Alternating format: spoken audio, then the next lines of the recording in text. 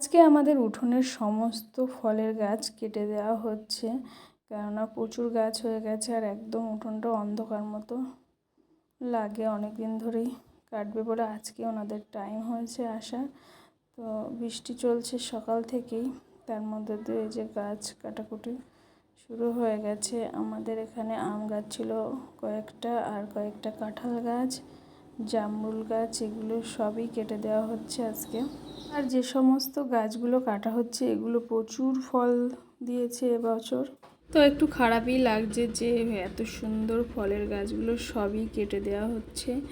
আর এই দেখো আমি ছাদের উপর চলে এসেছি। এখান থেকে এই যে কাঁঠাল গাছে এখনও 3টে কাঁঠাল আছে। দেখো বৃষ্টিও হচ্ছে প্রচুর জোর। আর এই যে নিচ দিয়ে কাটছিল কাঁঠাল গাছটা, এই যে পড়ে গেল। দেখো একদম আমাদের ঘরের সাইডে এই কাঁঠাল গাছটা ছিল। তো তারপর আমি দেখো দুপুরে রান্নার জন্য এখানে নিয়ে এসেছিল একটা মোরগ, দেশি মোরগ। তো এটা আমি কাটবো, আর বৃষ্টির মধ্যে এখানেই আমার কাটতে হবে। আর দেখো মোরগটা ঘরের মধ্যে চলে আসছে বারবার, তার জন্য আমি তাড়াতাড়ি করে কেটে পরিষ্কার করে নিয়ে চলে এসেছি রান্নাঘরে। তারপর দেখো আমার এখানে মশলা সব কিছু রেডি করা হয়ে গেছে। তারপর আলুটা আগেই ভেজে তুলে নিয়েছি আর পেঁয়াজগুলো ভাজতে বসিয়ে দিয়েছি। এই যে একটু লাল লাল হলেই এবার মশলাগুলো দিয়ে ভালো করে কষাবো।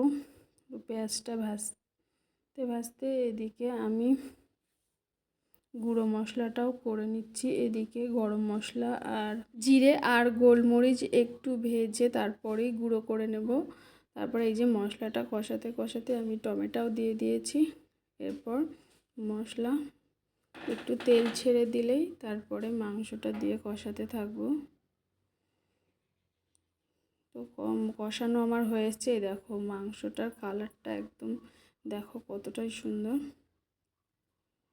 এবারে তো কষাতেই থাকবো। তো এই যে মোরগের মাংসটা দিয়ে দিয়েছি, আর এই যে এগুলো দিইনি, কারণ এগুলো দিলে সঙ্গে সঙ্গেই গলে যায়। তার জন্য এটা আমি পরে যখন ঝোল ফুটবে তখনই দেব।